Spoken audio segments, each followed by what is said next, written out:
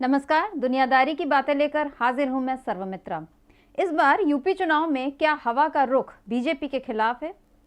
दरअसल पिछले कुछ दिनों से बीजेपी की नैया बुरी तरह डगमगा रही है और उसके बुरे दिनों की आहट सुनकर बहुत से विधायक बीजेपी का साथ छोड़ चुके हैं। आज ही योगी सरकार में मंत्री रहे स्वामी प्रसाद मौर्य सपा में शामिल हो गए हैं। पिछले हफ्ते ही चुनाव आयोग ने यूपी में मतदान की तारीखों का ऐलान किया था। उसके बाद यूपी में सियासी गहमागहमी बढ़ गई थी।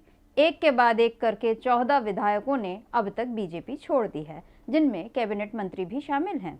इस बीच शिवसेना सांसद संजय राउत ने बड़ा दावा किया है। उन्होंने कहा है कि 10 और मंत्री योगी सरकार से इस्तीफा देंगे। ये हवा किस ओर बह रही है, आप समझ लीजिए। यानी संजय राउत ये कहना चाह रहे हैं कि इस बार हवा सपा के पक्ष में बह रही है, क्योंकि अधिकतर लोगों ने सपा की सदस्यता ही ग्रहण की है। आज खुद सपा अध्यक्ष अखिलेश यादव ने स्वामी प्रसाद मौर्य को पार्टी की सदस्यता दिलाई है। इससे पहले जब मौर्य ने अपना इस्तीफा दिया था तो उनके साथ एक तस्वीर ट्वीट करते हुए अखिलेश यादव ने लिखा था, सामाजिक न्याय और समता समानता की लड़ाई लड़ने वाले लोकप्रिय नेता स्वामी प्रसाद मौर्य जी एवं उनके साथ आने वाले अन्य सभी नेताओं, कार्यकर्ताओं और समर्थकों का सपा में ससम्मान हार्दिक स्वागत एवं अभिनंदन। सामाजिक न्याय का इंकलाब होगा, 22 में बदलाव होगा। इस तरह अखिलेश यादव ने 11 जनवरी को ही संकेत दे दिए थे कि अब मौर्य सपा के साथ एक मंच पर होंगे और आज 22 में बदलाव के नारे को बुलंद करने के लिए स्वामी प्रसाद मौर्य ने सपा की सदस्यता ले ली। जब उनका सपा में प्रवेश हो रहा था तब बीजेपी छोड़ने वाले विधायक ब्रिजेश प्रजापति, भगवती प्रसाद सागर, मुकेश वर्मा, रोशनलाल वर्मा, विनय शाक्य और चौधरी अमर सिंह भी मंच पर मौजूद रहे। वे सब भी समाजवादी पार्टी में शामिल हो रहे हैं। स्वामी प्रसाद मौर्य के अलावा धर्म सिंह सैनी भी सपा में शामिल हो गए हैं। मंत्री पद छोड़ने वाले दारा सिंह चौहान 16 जनवरी को अपने समर्थकों के साथ अलग से सपा की सदस्यता लेंगे।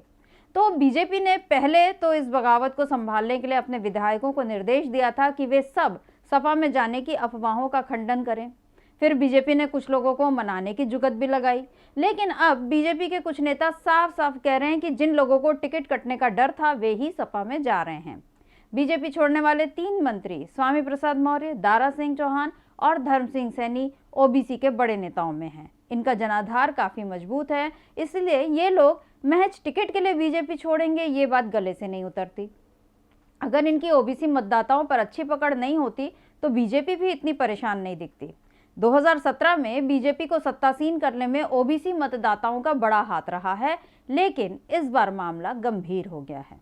बीजेपी ने ओबीसी के तहत आने वाली विभिन्न जातियों के नेताओं की राजनीतिक महत्वाकांक्षा को समझने में भूल की उनके एक बार के समर्थन को हमेशा के लिए समर्थन मान लिया, जबकि इन ओबीसी नेताओं के लिए बीजेपी के कट्टर हिंदुत्व के मुद्दे से अधिक अपनी जातियों के मुद्दे जरूरी थे। उनके आत्मसम्मान को बीजेपी में कहीं न कहीं ठेस लगी या उनकी राजनीतिक महत्वाकांक्षाओं को फलने फूलने की गुंजाइश बीजेपी में कम दिखाई दी, जबकि सपा में अखिलेश यादव ने उनकी इस दुखती रग को पकड़ लिया और बड़ी चतुराई से अपने पाले में करने में सफलता हासिल कर ली। अखिलेश यादव को अब तक विरासत में मिली गद्दी के कारण अनुभवहीन मानने वाले लोग अब उनकी इस चतुराई पर हैरान हो रहे हैं। वैसे ओबीसी नेताओं के जाने और अखिलेश के आगे निकलने की झल्लाहट अब बीजेपी में साफ दिखाई दे रही है। जैसे स्वामी प्रसाद मौर्य को यूपी में ओबीसी का बड़ा नेता माना जाता है, लेकिन मौर्य के पार्टी छोड़ने के बाद योगी सरकार में मंत्री सिद्धार्थनाथ सिंह ने बड़ा बयान दिया है। उन्होंने कहा है कि इस देश के सबसे बड़े ओबीसी नेता प्रधानमंत्री नरेंद्र मोदी हैं। यानी बीजेपी यही मान के चल रही है कि इस बार भी मोदी लहर ही उसे सत्ता तक पहुंचाएगी। राज्य के ओबीसी नेता बीजेपी में रहें या न रहें, लेकिन मोदी जी के ओबीसी कार्ड को चुनावों में सफलतापूर्वक बीजेपी भुना लेगी। अब बीजेपी का ये विश्वास ठहरता है या बिखरता है, ये तो वक्त बताएगा।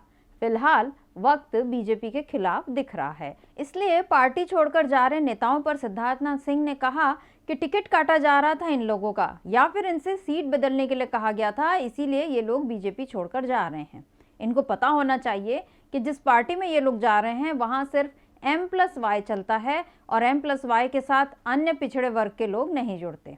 यहाँ M से मतलब मुस्लिम और Y से मतलब यादव है, जिनके भरोसे सपा अब तक राजनीति करती आई है। लेकिन वो नेताजी का जमाना था, यानी उस वक्त के सामाजिक समीकरण अलग थे। अब अखिलेश यादव ने MY यानी माय के फॉर्मूले में कुछ और जोड़ भी लगा दिए हैं। सपा तो बदल गई, लेकिन बीजेपी इस बात को मानने तैयार नहीं। तभी तो यूपी बीजेपी के अध्यक्ष स्वतंत्र देव सिंह ने कहा कि सपा ने अपने उम्मीदवारों की पहली ही सूची से साबित कर दिया कि ये नई नहीं, वही सपा है। वही सपा है दंगाराज वाली, वही सपा है भ्रष्टाचार वाली, वही सपा है तुष्टीकरण वाली, वही सपा है पलायन को शह देने वाली, वही सपा है माफियाओं के संरक्षण वाली। यही बबुआ का समाजवाद है। कमाल है, बीजेपी को चुनाव के पहले अपनी रणनीतियां बनाने की जगह बबुआ के समाजवाद की समीक्षा करनी पड़ रही है। शायद इसीलिए शिवसेना सांसद संजय राउत को कहना पड़ा कि ये हवा किस ओर बह रही है, आप समझ लीजिए। संजय राउत ने कहा, मैंने कल कहा था कि ये इस्तीफों का आंकड़ा बढ़ता जाएगा। आप देखिए, 5 साल से लोग दबाव में काम कर रहे थे। वैसे काम तो कुछ हुआ नहीं, सिर्फ इवेंट हुआ है। देश के लोगों के जो सवाल थे वो तो वैसे ही हैं। 80% बनाम 20% कहने से वोटों का ध्रुवीकरण हो सकता है, लेकिन देश का विकास नहीं हो सकता। लोग परिवर्तन चाहते हैं और जब मंत्री ही छोड़कर जा रहे हैं तो आप समझ लीजिए कि हवा किस ओर बह रही है। अपनी इस टिप्पणी में संजय राउत ने बीजेपी की पोल पूरी तरह खोल दी। 5 साल तक काम न करके काम के दिखावे को उन्होंने इवेंट बताया है। वहीं 80 बनाम 20 का मुद्दा उठाकर धार्मिक ध्रुवीकरण की कोशिश का इशारा किया है। शिवसेना सांसद का मानना है कि यूपी में बदलाव होने वाला है और बीजेपी भी शायद इस बदलाव की आहट सुन चुकी है। इसीलिए एक मौर्य के इस्तीफे से उठे तूफान को रोकने की जिम्मेदारी दूसरे मौर्य यानी केशव प्रसाद मौर्य को दी गई है। इस बात का उदाहरण देखने मिला दिल्ली में बीजेपी कोर कमेटी की बैठक में, जिसके बाद मुख्यमंत्री आदित्यनाथ योगी को मीडिया को ब्रीफ करना था, बैठक के बारे में बताना था, लेकिन उनकी जगह केशव प्रसाद मौर्य को भेजा गया। इससे बीजेपी की रणनीति बदलने के संकेत मिल रहे हैं। वैसे मोदी शाह ने तो योगी को ही सीएम बनाने का दावा किया है, लेकिन राजनीति में वक्त और हालात बदलते देर नहीं लगती। इस बार जीत हासिल करने के लिए केशव प्रसाद मौर्य पर अगर बीजेपी सीएम पद का दांव लगा दे तो भी आश्चर्य नहीं होना चाहिए।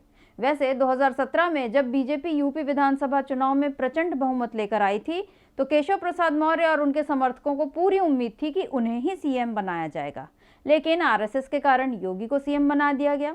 अभी चुनाव से पहले जब मोदी और शाह ने कई राज्यों में सीएम बदले तो योगी पर भी विदाई की तलवार लटकी थी, लेकिन आरएसएस फिर ढाल बन गया।